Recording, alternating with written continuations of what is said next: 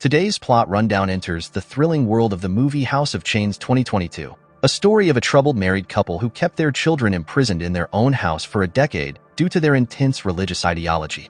The story begins with a group of kids handcuffed to their beds while their parents sleep soundly in the next room. A teenage girl visits her brother who is also handcuffed in another room and gives him a piece of bread. She and her younger brother try to escape by unscrewing a window hinge that was supposedly locked by their parents. Unfortunately, the parents get alarmed for some reason and follow them through the streets, but the flashback ends here. We go back 20 years earlier and see a down-and-out junkie named Laura. She hears a voice and follows to see a hippie preacher named Ty trying to start a cult as a leader. Laura is interested in listening to him, but a nearby drug dealer mocks him for his speech and takes her away. Laura then acquires some drugs from him, but he begins to assault her and tries to rape her. Ty intervenes to save Laura and quotes scripture at the drug dealer. Later at night, Laura and Ty can be seen together as he talks about his religious ideology and wannabe cult personality. Laura is a drug addict and believes herself to be the reason for putting her family through hell. He brainwashes Laura into thinking that she is destined for greatness, and by that, he means to marry him and bear his children. He further causes her to believe that her family made her think she was always at fault and that God wanted them to meet and sow his religious ideology together. Sometime later, we see Laura and Ty now married and have 4 children with another on the way. They've named their children based on weathers, which clearly depicts their intense religious beliefs. Their younger daughter River has her first day at school today, but Ty is not happy and believes that the serpents living in the outside world are going to turn their kids away from God. Their oldest son Rain is a rule follower and is always admired by Ty. They are not even allowed to take a bath ever, and Ty has made them believe that everyone in the outside world acts like a demon. Nonetheless, the kids go to school but are outcasts because they smell from not bathing and are always quoting the Bible. They spend most of their time as a separate group and sing religious songs. They make one friend named Andrea who joins them like an uninvited guest. Andrea begins to eat her lunch and offers some to the kids. Rain denies to take it and quotes scripture, saying that less food offers more room for spirit inside our bodies. Andrea then befriends the kids, and they ask their mother to allow Andrea to come over to their house. A reluctant Laura eventually agrees to invite her, and they start to play hide and seek in their house. Andrea finds the TV in the parents' room and turns it on. River tells her that it is the devil's window and that the demons get inside. However, she appears to enjoy the television, but Rain suddenly enters and screams to turn it off. Ty catches them and orders Andrea to go home because this religious scholar believes her to be a demon. He argues with Laura for letting an enemy inside their house while the kids listen from the other room. He manipulates Laura by quoting some scripture and starts beating her with a belt. A concerned River later approaches Laura and tells her to visit a doctor. Laura denies by saying that their father loves them, that's why he beats them. Seriously? Ty demands the kids become homeschooled after beating a pregnant Laura into submission and also decides that Andrea is not allowed to come over ever again. The kids prepare for the school the following morning, but Laura informs everyone that their beloved father has forbidden them from going outside. They further point out Andrea as a serpent and blame her for tempting the kids away from God. The kids revolt, and their younger son Prairie throws a tantrum. Rain argues with Prairie because he is a rule follower, causing the elder daughter Meadow to scream. Ty uses scripture again to manipulate Laura into striking her child. She is hesitant to do so, but the beloved father eventually makes her strike River in the face. The stress causes her to go into childbirth. Ty calms River down and once more uses some scripture to pretend that he is the most loving person in the world. The family all assist with the home birth and pray for a safe delivery for the baby. They name their newborn baby as Forest because he is not a human but a bunch of trees. Ty further clarifies that only he and Laura will go outside to bring food, and all the kids will not even dare to cross the door. Laura makes them believe that everybody in the outside world is a serpent, but they are safe as long as they stay inside. Flash forward to the children now grown up to preteens and teenagers. A new daughter, Summer, is also added to the family. Prairie is revealed to be a rule broker and doesn't appear to follow their religious ideology. They punish him for opening a window in his room. Forrest tries to defend him in his act, resulting in Laura striking him in the face. Prairie is beaten with a belt and eventually tied to his bed. They also chain his room door to make sure he doesn't come out. Ty goes out for some work, and the rest of the kids spend their time making paintings and reading scriptures. The house has a countdown to Christmas. The kids inside the house are messed up, dirty, starved, and play instruments.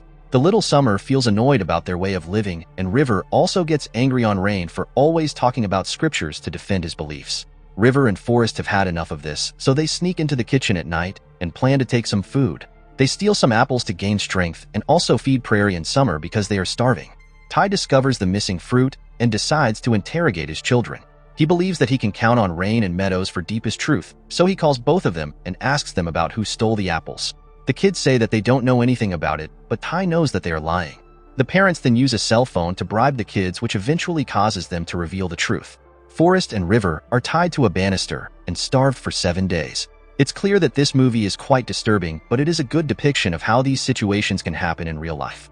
Anyway, Meadow and Rain are given cell phones for being narcs. Later at night, Prairie sets himself free of his restraints, but Ty catches him and punishes him even brutally. He chains Prairie to his bed this time and also screws every window with hinges. Meadow downloads a knockoff version of TikTok and looks at videos. She goes to see River and apologizes for being a culprit. She shows her the videos and says that they will use this cell phone later to record their own videos. Laura frees them after 7 days of imprisonment, and it's surprising to see that these magical kids are completely fine without having any food or water for a week. Meadow then records River singing a song for a post and secretly uploads it on the internet. The post goes viral and Meadows informs her that a man from Jamaica wants to talk to the singer. His name is Tristan, and he motivates her by telling her to keep it up. River is hesitant to continue the conversation because of their religious beliefs and ends the call. The next morning, Ty and Laura go outside to bring some food and Meadow urges River to talk to Tristan. A reluctant River is eventually convinced to continue her conversation with the man. He has a disease that prevents him from going outside too, which builds up a strong bond between the two. Tristan sings a song for her during the call and makes her laugh. Laura catches River on the phone while passing by her room but keeps it a secret from Ty and alerts River indirectly. Ty takes Laura to their room and talks about her father. He reveals that her father died and shows her the obituary but leaves out the part where it mentions that the father never gave up hope of finding his daughter. Ty convinces Laura that her family never cared for her and even into thinking that her father abused her. Later at night, Forrest feels intense abdominal pain on his right side and goes to the washroom. However, they are not allowed to wash their bodies, so the parents beat him up brutally while the other kids listen in horror. A chained Prairie also screams in frustration, so Ty grabs him and beats him up too. River calls Tristan hysterically, crying after a terrible beating of her brothers. He is horrified when she tells him she has been in captivity for 9 Christmases and explains why she can't trust anyone besides her parents. Tristan then makes the mistake of asking for River's address because he wants to help them. She thinks he is the devil and tells him never to call her again. Ty finds her on the phone immediately after and chains her in a closet where Prairie has been imprisoned. He also chains Meadow because she gave River her cell phone. Forrest has also been chained to a bed instead of being given a medical treatment for his inner pain. Several days have passed and all the kids are still imprisoned for their crimes. Tired of seeing her children suffering, Laura intentionally moves the Christmas countdown up to celebrate with her kids. Everyone is set free of their restraints except Prairie, who remains chained in the closet. Forrest still feels intense abdominal pain, and Ty uses the scriptures to relieve him from the pain for the moment. However, Forrest starts to vomit at night, and the pain only gets worse. Meadow and River search through the books and realize that he has appendicitis. They further read that immediate medical care is needed in such situation or the person dies. They reveal about his illness during breakfast the following day, but they know what's coming next. Meadow and River try to advocate for their brother, but it only causes another violent outburst from Ty. He also beats the little Summer in rage because she just tried to eat some breakfast. What a prick. In the night, River and Meadow try to calm their younger siblings of their pain. The church bells suddenly toll and River decides that she needs to get Forrest medical attention. She convinces Rain to swear on God not to rat them out and help distract the parents and get a screwdriver while she sneaks Forrest to the church for help. She unscrews the window hinges and escapes with Forrest. However, Rain freaking acts as a culprit and tells on them as soon as they escape. This brings us to the very opening scene of the movie where we saw a chase through the streets. Ironically, Ty can be seen running like a kid instead of using his cult powers to catch them. Then we see a very suspenseful scene of the kids running towards the church, but they don't know the way. The church is closed, of course, and we see a police vehicle literally emerging from nowhere. The kids think of them as demons at first, but then realize that they are just trying to help them. The police question the terrified children and suspect that River hurt Forrest. While the police are figuring out what to do, Ty and Laura pull up and explain away everything by creating a falsehood. He lies to them and says that River takes her younger brother out in the middle of the night every time, causing the police to believe that something is wrong with the girl. The officers are still suspecting the situation, so they check Ty's ID and let them go. Ty immediately puts a plan in motion to move his family because this stupid prick is now afraid of getting caught by the police. However, the police officer and a social worker arrive to check in on the minor children and further examine their house. They are confused about early Christmas celebrations and why the children are unbathed and underfed. The social worker is suspicious but has nothing to remove the children, so they depart. Forrest is still in terrible pain, and Laura realizes that he has a fever and is suffering from sepsis. She tells Rain to call 911, but Ty stops them and demands everyone into a van to drive to the desert. Prairie has been chained in the closet this whole time, but he is now set free. Rain tries to stand up to his father and asks to call for help, but is beaten badly. Ty holds a knife to Rain's neck and tells him he isn't afraid to sacrifice him. It's time that the kids finally learn their father is the real demon. Prairie attacks him and fights him. The kids overpower their father and manage to dial 911. River also runs into the street and screams for help. The real help finally arrives, and the news breaks of the family being held captive for more than a decade. The parents are arrested and Forrest is taken to the hospital. Unfortunately, he is in a coma because of too late medical care, and the kids are confused and fearful of the devil possessing them. Police interrogate the children because they don't have enough evidence to hold the parents for more than a few days for neglect. The kids are highly traumatized and can't properly advocate for themselves. Prairie speaks against his father for keeping them chained in the closet, but he is also traumatized and confused, so he doesn't make any sense to them. River is the only one who can speak up for her family. She is very conflicted about what to do because she doesn't want to speak against her parents. The social worker meets her the following morning and says that someone named Tristan is trying to reach her. She denies to talk to him at first, but then agrees because she thinks he might be the only one she can trust for now.